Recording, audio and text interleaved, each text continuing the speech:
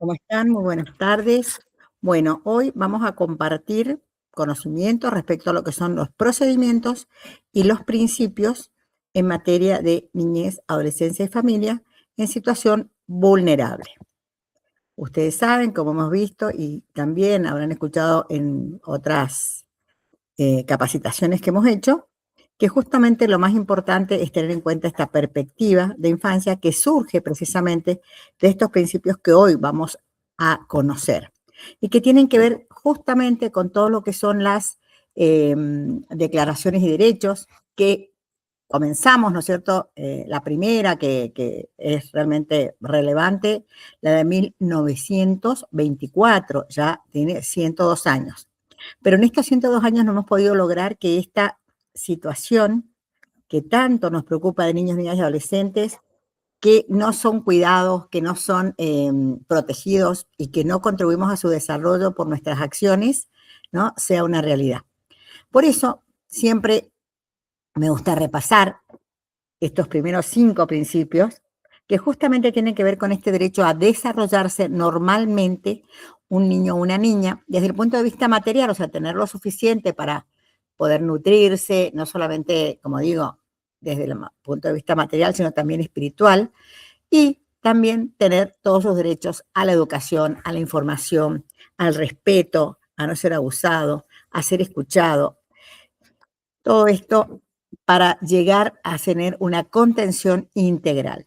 Todo niño hambriento debe ser alimentado, todo niño enfermo debe ser atendido y la mejor manera de poder lograr estos derechos, de poder ayudar, de poder adaptar, incluso como dice, proteger a los niños o niñas que no tienen filiación conocida, que han sido abandonados o que han sido dejados a lo mejor con algún familiar, con algún pariente, pero no hay una verdadera, digamos, compromiso, un verdadero compromiso de parte de estas personas para hacerse cargo de todas las necesidades y del cumplimiento de los derechos de estas niñas y niños. Bueno, justamente esta declaración habla de esta obligación que debemos lograr, ¿no es cierto?, que todo niño o niña vulnerado sea acogido, sea contenido, sea amado, ¿no?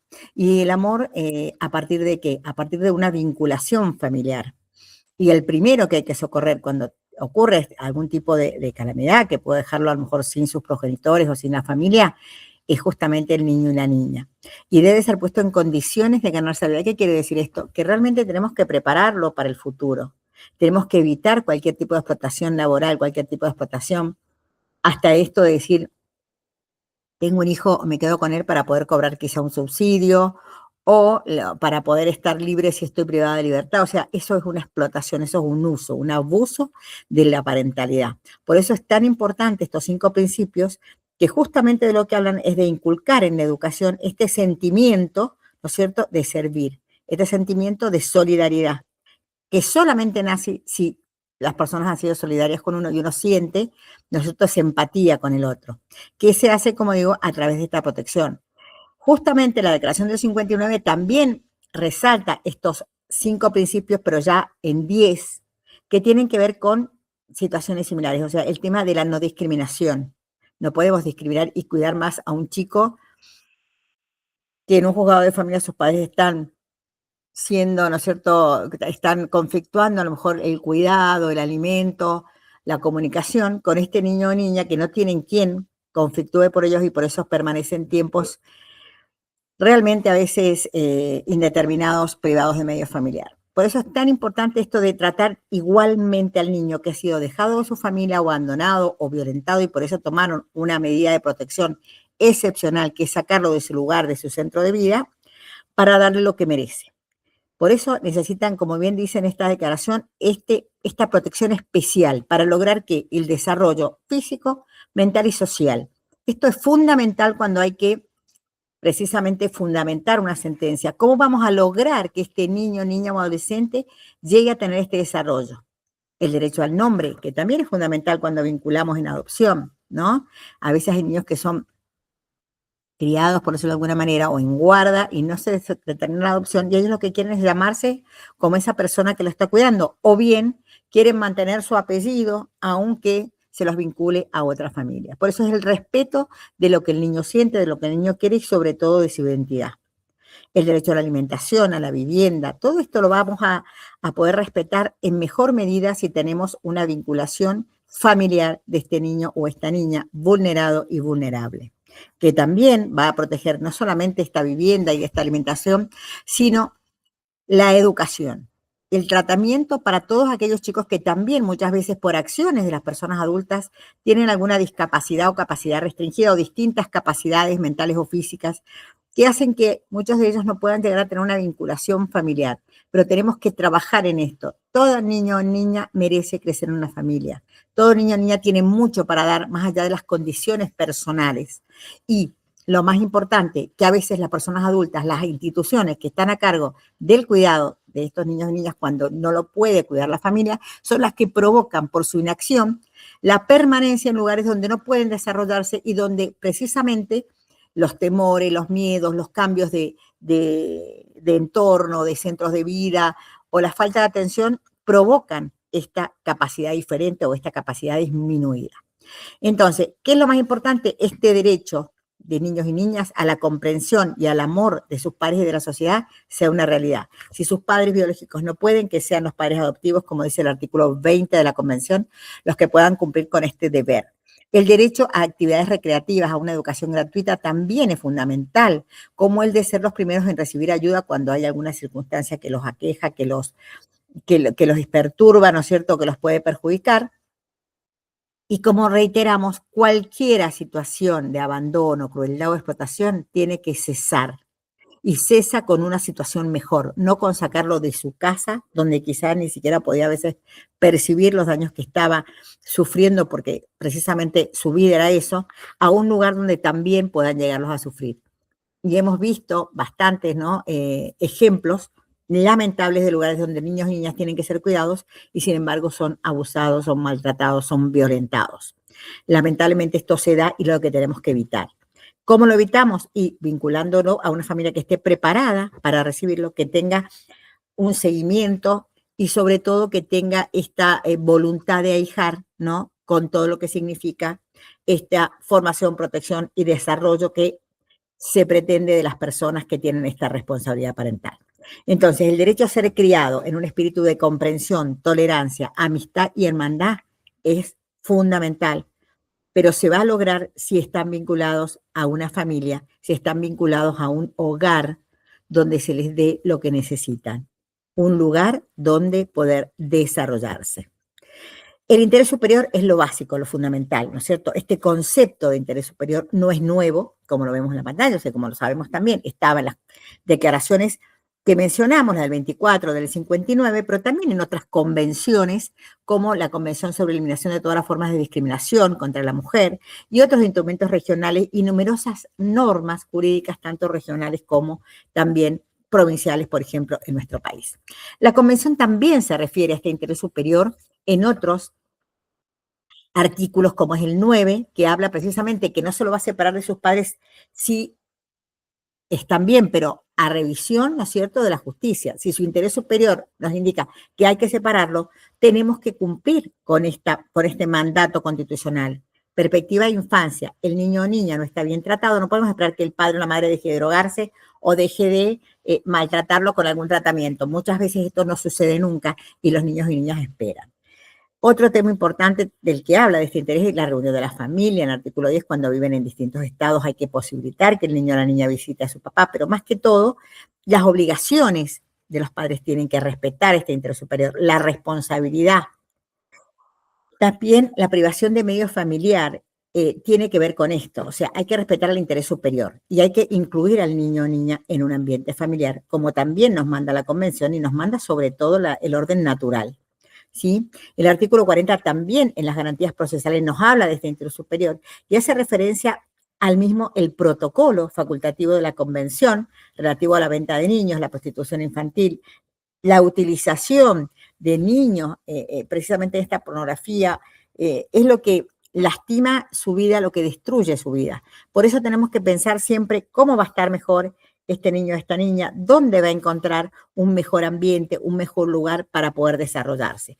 Y esto, como digo, cualquier situación que ustedes tengan que resolver sobre dónde vinculo, cómo vinculo, cuánto tiempo espero a la familia, cuánto tiempo tiene que esperar este niño o niña para tener lo que merece, y bueno, que sea el menor tiempo posible, porque si no, no vamos a respetar el mandato constitucional e incluso desde la justicia hasta puede surgir un delito, el prevaricato, que es no aplicar la norma, ¿no? Retardar la justicia y no aplicar las normas que nos dice la Convención. O sea, realmente es algo que la ley sanciona, que no estamos acostumbrados a escuchar esto de sanción, pero que personalmente creo que más que sancionar hay que sensibilizar, humanizar y tratar de que esto se cumpla.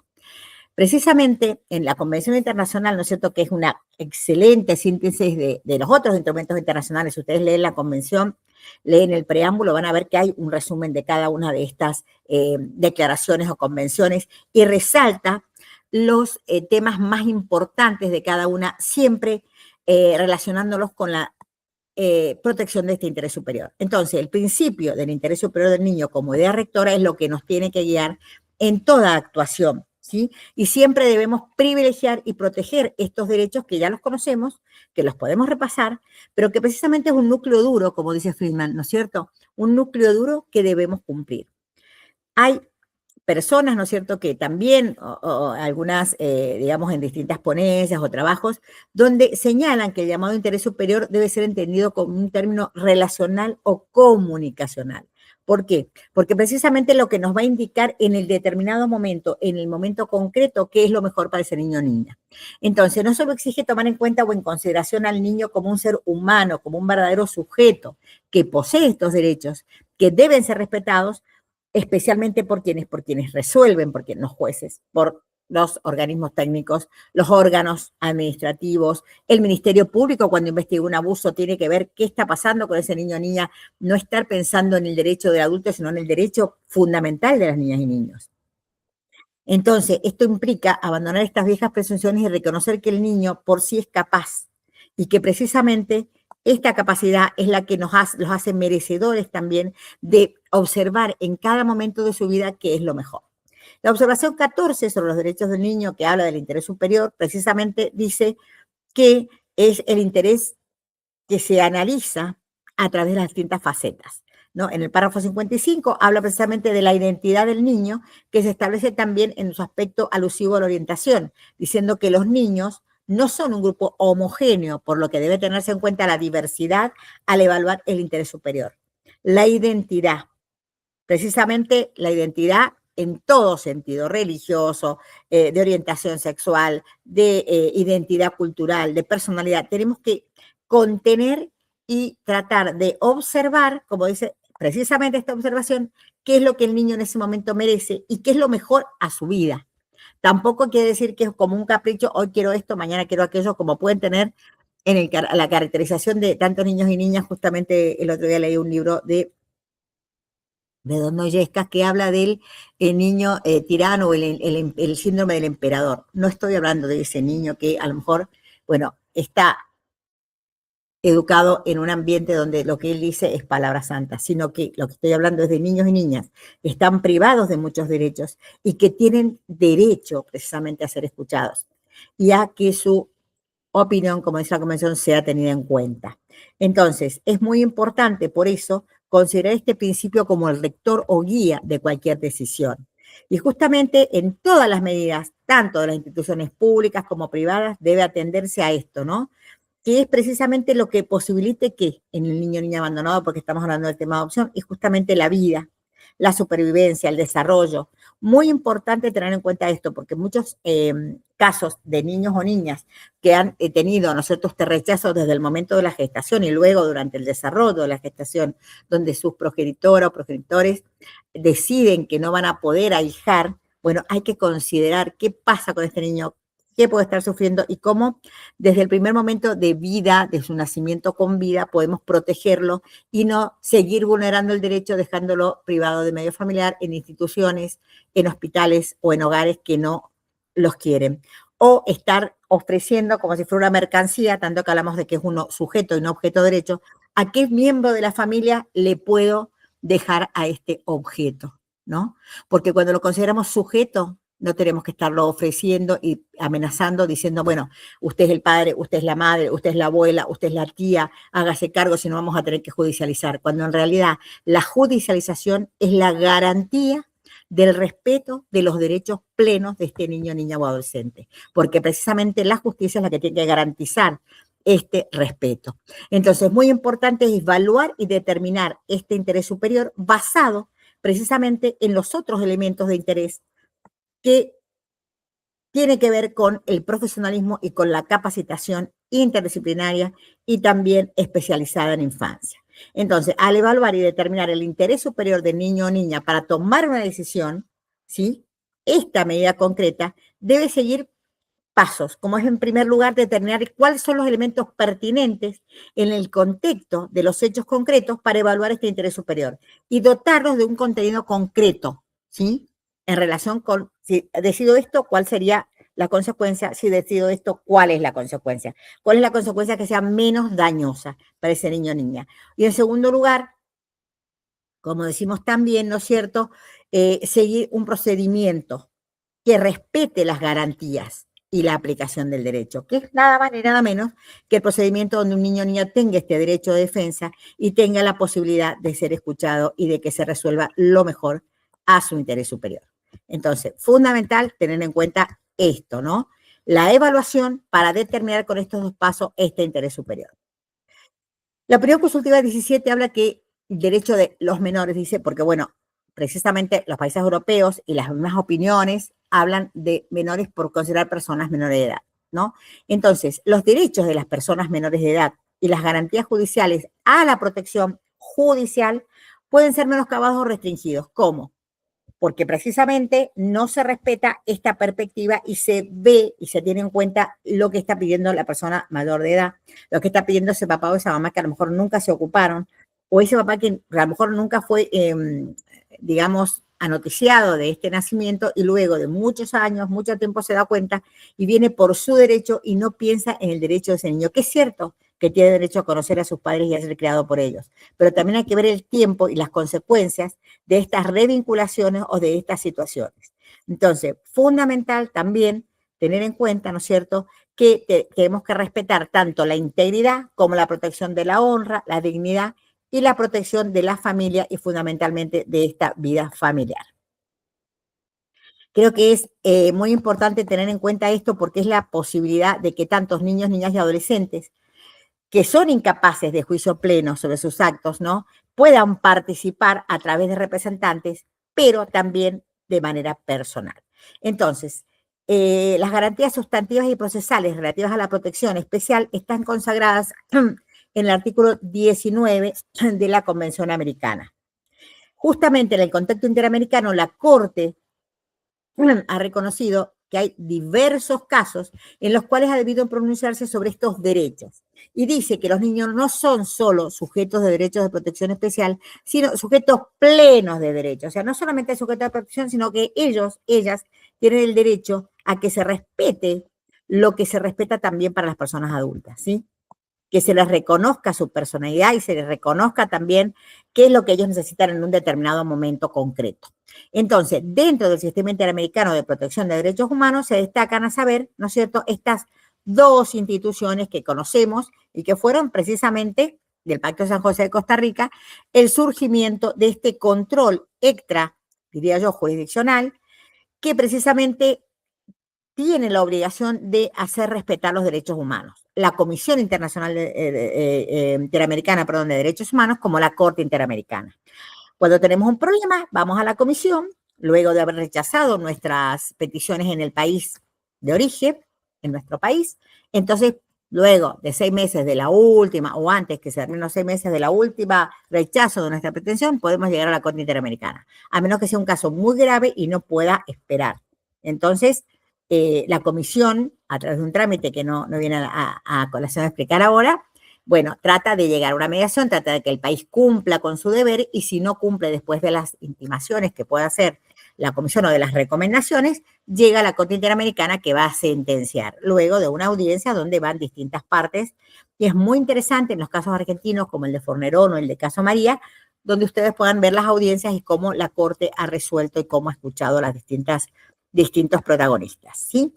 Entonces, la comisión crea una relatoría de derechos del niño y el sistema interamericano, por eso, en esta protección, lo que hace es muchas veces, y ustedes lo habrán podido ver, sentenciar, no vamos a ver cada una de las sentencias, pero realmente hay situaciones donde la Corte misma, en el caso de Villagrán Morales, han expresado cuáles son los condicionamientos de este interés superior, ¿sí? Y acá, por ejemplo, Candado Tendayi, que es una persona que ha sido presidente de la Corte con muy renombradas sentencias, muy sabias sentencias, dice que no basta afirmar que el niño o niña es sujeto de derecho, sino importa que él lo sepa, inclusive para el desarrollo de su responsabilidad. Fundamental, fundamental, sobre todo cuando tenemos que trabajar y tenemos que vincular a niños y niñas que tengan una edad más grande. Bueno, aquí terminaría este videito para luego iniciar en el próximo el tema de los principios.